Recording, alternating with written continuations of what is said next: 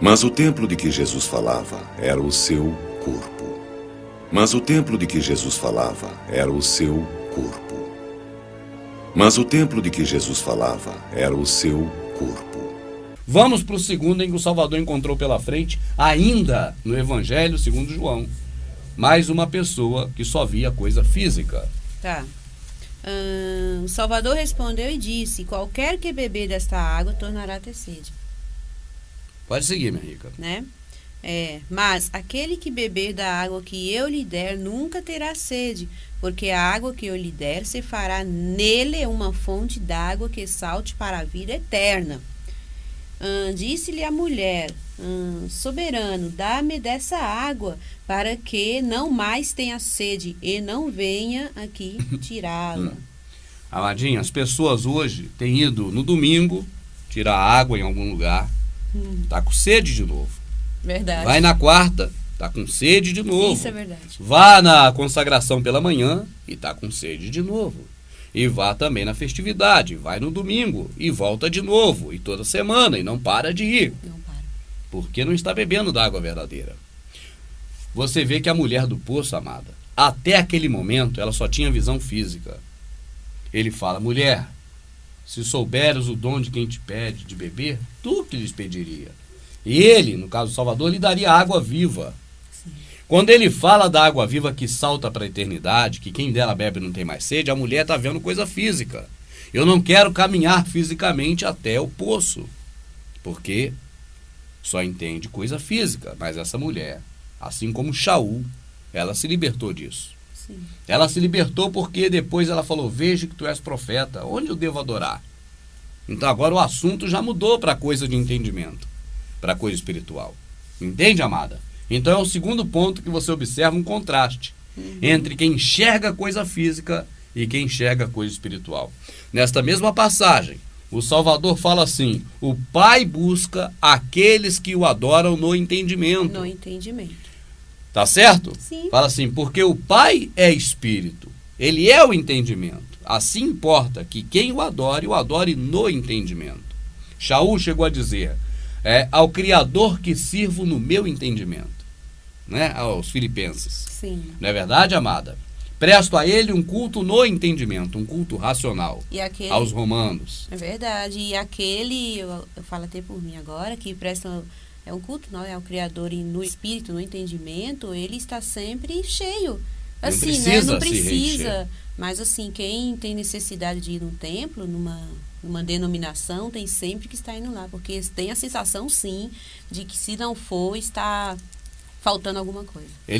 O que acontecia comigo. Eu sei, amada. Ele está preso agora a tipo um pagamento perpétuo que nunca termina ao Isso. templo. É um compromisso com a denominação, com o templo, com coisa física. E se não for, sente culpa. Se ele não andar fisicamente até esse local e não fizer coisas físicas de cantar, de falar, exatamente, ele acha que ele está fraco na fé. Como é que pode? É estranho. Fraco no entendimento, na fé, né, amada?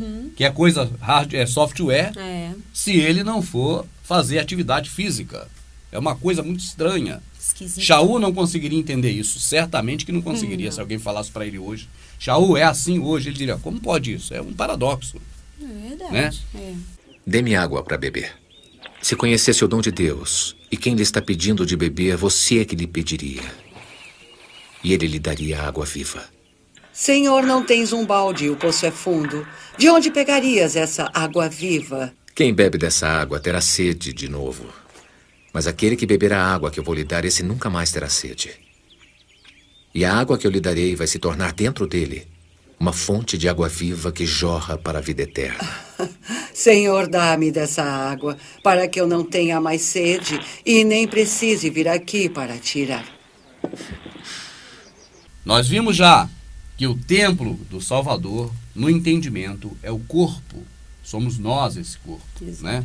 E vimos também que a água que a pessoa bebe é o conhecimento da verdade, é o Espírito do Pai. Entende? Então é essa a água que jorra. Ela jorra por quê? Porque, amada, uma coisa é você ficar nesses lugares para você se alimentar. É assim que eles fazem? Para se alimentar daquelas coisas ali? Outra coisa é você ter alimento ou água transbordando em você para alimentar outros. É verdade. É aquele sentido do comer em função do repartir. Então, quando a pessoa tem verdadeiramente conhecimento da água viva, do conhecimento pleno da coisa do Criador, ela transborda. Ela é uma fonte que passa isso para outras pessoas, ela compartilha. Ela faz a Eucaristia, a partilha, a ceia, que não é mitraica. Com certeza. Então, isso é no entendimento. Isso é espiritual. É no entendimento. Tá certo, amada? Vamos ler mais um agora. Já vimos 2, mas vamos ver 5. Sim. Vossos pais comeram o maná no deserto e morreram. Este é o pão que desce do céu, para que o que dele comer não morra. Eu sou o pão vivo que desceu do céu. Se alguém comer deste pão, viverá para sempre. E o pão que eu der é a minha carne, que eu darei pela vida do mundo. Amadinho, o Salvador foi tão claro, foi tão explícito, foi tão simples, tão direto. Mas até hoje as pessoas comem o pão da padaria. Comem. Porque estão seguindo os princípios dos vossos pais. É a mesma linha de entendimento, é o mesmo espírito do erro. Sim. Que vem desde aquela época. Quando o Salvador falou isso, ele estava diante do Sinédrio. Ele estava diante da cúpula do sistema religioso, da nata, dos principais líderes religiosos da época dele. Seria como hoje ele está na frente, no Brasil, do Macedo, Malafaia, R.R., Valdomiro e outros menores aí. E esses são os 4 maiores. Então, a nata estava ali. E ele disse: vocês são de dura cerviz, vocês não se curvam para a verdade. É dura coluna cervical, né? Não se curva para aceitar a verdade. E ele fala que os vossos pais comeram um pão no deserto. Aquele pão do deserto, amada, era entendimento ou era um alimento verdadeiro que entrava pela boca e saía pelo bumbum? Era um alimento, né? Era um alimento. Um alimento físico. A pessoa comia aquele pão. Vossos pais comeram aquele pão e morreram. É igualzinho a água viva. Tem que ir no poço todo dia buscar mais. Verdade. Né? E vai morrer. Isso é sombra. A pessoa come o pãozinho da padaria, o Salvador disse: tudo que entra pela boca vira fezes e sai pelo ânus. Exatamente. Então a pessoa vai morrer. Mas isso é sombra, morte eterna. Que seria o inferno católico que eles falam. Inferno católico. É o inferno católico, para você entender melhor. O inferno que você aprendeu. É a morte eterna.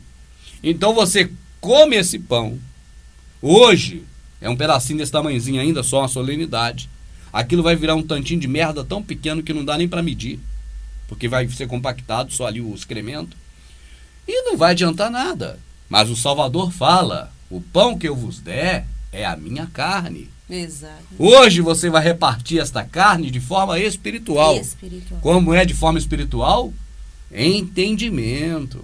Você vai falar para as pessoas e elas vão entender. Esse é o espírito. Agora, ouvindo você explicar, me veio assim, no meu entendimento, que o porquê que eles conseguiram enganar mais de 2000 anos as pessoas, mesclando o verdadeiro entendimento com o físico, né? Por causa da tal simbologia. Certo. Porque, na verdade, a gente sabe agora o que é físico, que é o que eles praticam, e o que é espiritual, que é o que está na Escritura. Mas eles fazem o físico, né, dizendo ser espiritual, no caso de comer o pão, dizendo que é simbólico. Então, assim, eles conseguem enganar as pessoas. Eu entendi bem o que a minha amadinha falou. É tipo aquela coisa de aceitar mitra. Se eles falam assim: vocês vão aceitar mitra, Deus só romano, ninguém quer. Então eles falam: aceita Jesus que morreu na cruz. No final vai fazer preceitos que são para mitra. Da mesma forma também, né? Qual que você colocou, amada? Da simbologia que eles falam. Se falar para você assim, ó: come esse pão aqui porque eu tô te enganando, porque ele vai entrar pela boca e sair pelo ventre. Exato. Não vai comer. Então eles vão dizer: isso aqui simboliza o corpo de Cristo. É isso que eu quis dizer. Eu queria saber onde está escrito essa simbologia.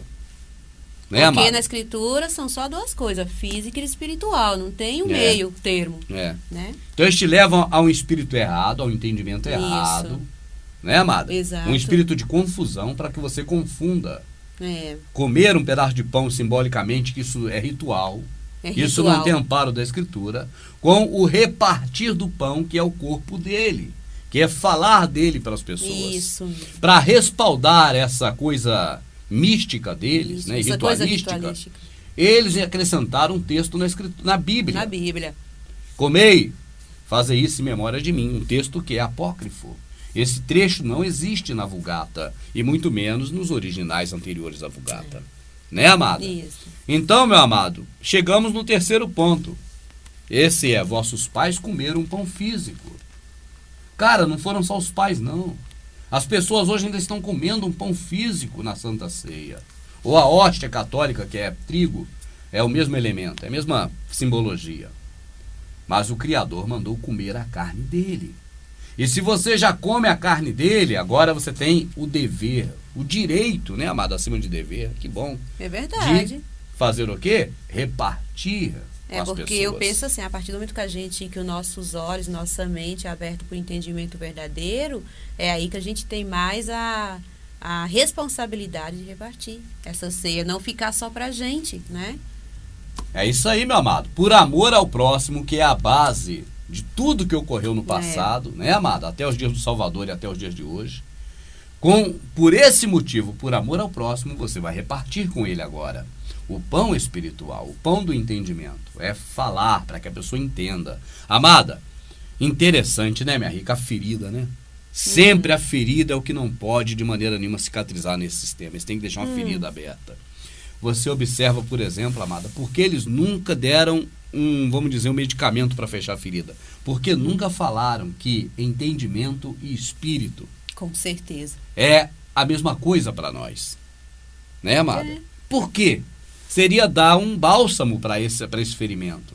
Seria dar um analgésico para dor. Seria o quê? Aquele antibiótico. Antibiótico. Né, amada? Seria dar um antibiótico. Já há muito tempo ter dito assim, meus irmãos.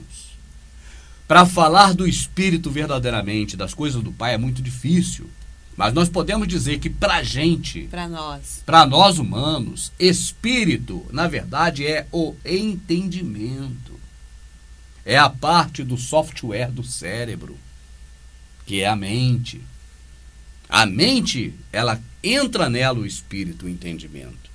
Não é verdade, amada? Isso. No hardware do cérebro entra sangue, que fica circulando lá dentro. É verdade. É físico. Físico. O cérebro é o encontro do físico com o espiritual. Do cérebro com a mente. Do software com o hardware. Entende, amada? Eu entendi. Mas eles fazem, sabe o quê? Esse movimento protestante, principalmente o cristão de modo geral, faz o efeito da pororoca. Da pororoca. É uma pororoca no cérebro das pessoas. E as pessoas ficam confusas com água salgada e água doce. Misturado, igual o efeito da pororoca. Mas o efeito da pororoca é muito bonito. Com certeza. E até natural, né, amada? É lindo. Só que nesse caso eles fazem uma tapiação na pessoa, uma lavagem cerebral. Eles fazem uma lavagem na mente, uma sujeira. Lavar é limpar, né? Eles fazem uma sujeirada, uma cagada na mente das pessoas. Na verdade é que eles não têm interesse mesmo. Eu acredito que muitos não sabem, mas os que sabem jamais vai falar que é o entendimento. Porque o que eles querem é que as pessoas pensem que é o Espírito Santo, aquele que faz pular, rodar e todas aquelas coisas. Porque isso aí as pessoas também gostam, não vai atrás. Já que eles não querem que a pessoa tenha o espírito de verdade, ou seja, que a pessoa entenda, eles não entendem e não falam que é o entendimento. Isto. Meu povo será destruído por falta de entendimento, de espírito, entendimento, de conhecimento. Por quê? Porque tu, sacerdote, rejeitou a lei do amor ao próximo e não tem amor para falar a verdade para as pessoas. E aí, né, esse texto é perigoso, né? E por isso já te tenho rejeitado. E também naquele dia rejeitarei seus filhos. Olha que perigo, amadinha. É verdade. Amadinha, nós vimos até aqui então que o templo, de forma física, que o povo entende até hoje, é de pedra. De pedra. O templo espiritual é o nosso corpo. Tá certo? O templo de pedra tem origens nesse conceito atual do templo de Davi, Salomão, físico. E o templo verdadeiro, somos nós, é o corpo, tem origem no próprio Criador, levantando Azalael e Oliabe para fazer o tabernáculo de pele, que é uma sombra nossa, né, do que verdadeiramente somos nós. Sim. Nós vimos também que a mulher do poço, ela tinha visão somente física, porque ela dizia, me dá dessa água, que eu não quero andar até o poço para tirar todo dia. Esse poço é muito fundo. E aí o Salvador disse, não, minha senhora, minha amada, eu sou essa água viva. Quem tem entendimento, né, e conhece dessa água viva, não volta a ter sede. Não vai ter sede. Ele fala, aquele que crê em mim, como dizem as Escrituras, Deste que crê em mim, como diz as Escrituras, é deste que fluirão rios de água viva, né? Desse entendimento. Nós vimos também que o pão não é físico, é um pão espiritual. Ele é o Salvador. É dele que nós falamos para pessoas e repartimos. E veremos a seguir outros 2 momentos na Escritura que também relatam este assunto. E eu creio que você vai gostar de ter esse entendimento, de ter esse espírito. Eu sou o pão da vida. Vossos pais comeram o maná no deserto e morreram. Mas o pão vivo que desceu do céu tem tanto sabor que quem dele comer nunca morrerá. Eu sou o pão vivo que desceu do céu. Aquele que comer deste pão viverá eternamente. E o pão que eu vou dar é a minha carne, que eu dou para que o mundo tenha vida. Como pode dar-nos a sua própria carne para comer? Quem come da minha carne e bebe do meu sangue terá vida eterna. E eu ressuscitarei no dia final. Porque a minha carne é a verdadeira comida e o meu sangue é a verdadeira bebida. Quem come da minha carne e bebe do meu sangue vive em mim. E eu vivo nele. E como o Pai que vive me enviou, eu também vivo pelo Pai. Assim, aquele que me receber como alimento viverá por mim. Este é o pão que desceu do céu. Não é como o pão que vossos pais comeram e depois morreram. Quem come